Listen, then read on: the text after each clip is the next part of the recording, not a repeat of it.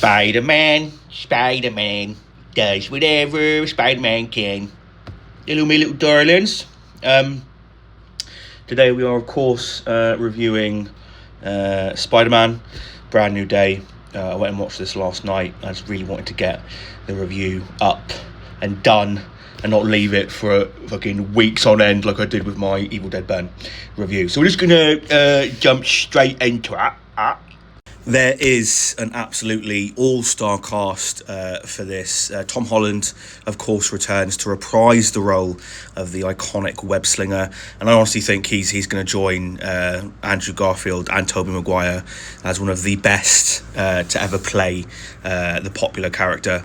And once again, Tom Holland is joined by Zendaya, who I think, exactly like Emily Blunt, is on a real generational run. She's honestly had such a fantastic year and been in so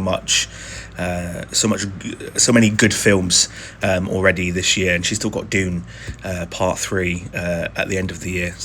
And then there is Mark Ruffalo and Jon Bernthal, just to name a couple of the other big names in the film. The absolute standout for me, though, was definitely Sadie Sink, newcomer to the cast, and she honestly gives such a emotional and tremendous performance. And then I also really loved that Marissa Tomei was able to come back in some capacity. I think we all need a bit of Aunt May in our lives, and she's pretty hot, she's pretty fit, so bonus. So then this fourth instalment of the story sees us continue with Peter Parker trying to live his life as Spider-Man after everyone has forgotten who he is as Peter Parker. And firstly, one of the many things I appreciated about this film was that the film lays out this really lovely little juxtaposition right at the start where everything is going great, wherein everything is going great for Spider-Man, yet Peter is really struggling with loneliness and really missing MJ and Ned. And then there are just so many things and aspects to love about the script and the overall story. Mostly, I really enjoyed and thought it was incredibly well written how, whilst Peter is going through these quite severe physiological changes, he's also at the same time dealing with this really quite powerful new foe. A foe that, in my opinion, is actually an incredibly well set up introduction and gateway into the X-Men, finally.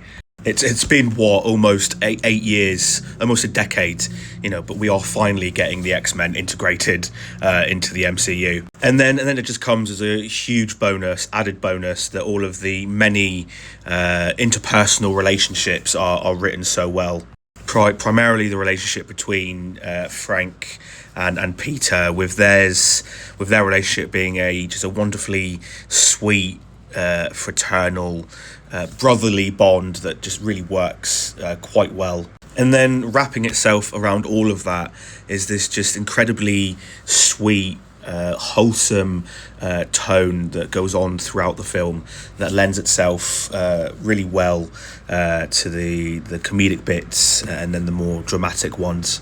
And then moving on to the action sequences, and they are exciting and about as acrobatic as you'd expect, from a Spider-Man film. And all of them, honestly, are fun, feel well choreographed, and it feels like not a single one of them slows down the pacing of the film at all. One of my personal favourite action sequences in the film was Peter, Spider-Man, facing off against the Hulk, and then the Punisher coming in to assist with no well-being, with no sort of afterthought to his well-being, like the absolute madman that he is.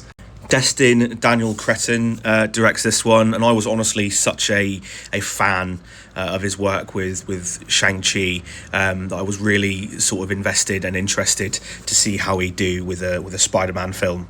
And honestly, I have no notes. He is truly great, truly talented at telling these stories, understanding these characters, whilst giving us some funny moments throughout, as well as heavily emotional ones. I just sincerely hope he continues to get more work within the MCU. I think he is.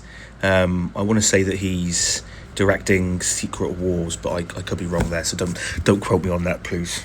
I honestly enjoyed this film more than I thought I would, and for a fourth installment, it's quite rare for a fourth film in a franchise to be good, let alone this good. There's a lot packed into the film, but the film never feels sluggish or slow at any point throughout. I guess I'd have to say my only real main issue with the film was that there were a few really lovely, quite wonderful emotional moments throughout the film. Mostly the one that really springs to mind is the one between the conversation between MJ and Peter. That felt like it was almost undercut immediately. It was almost undercut straight away.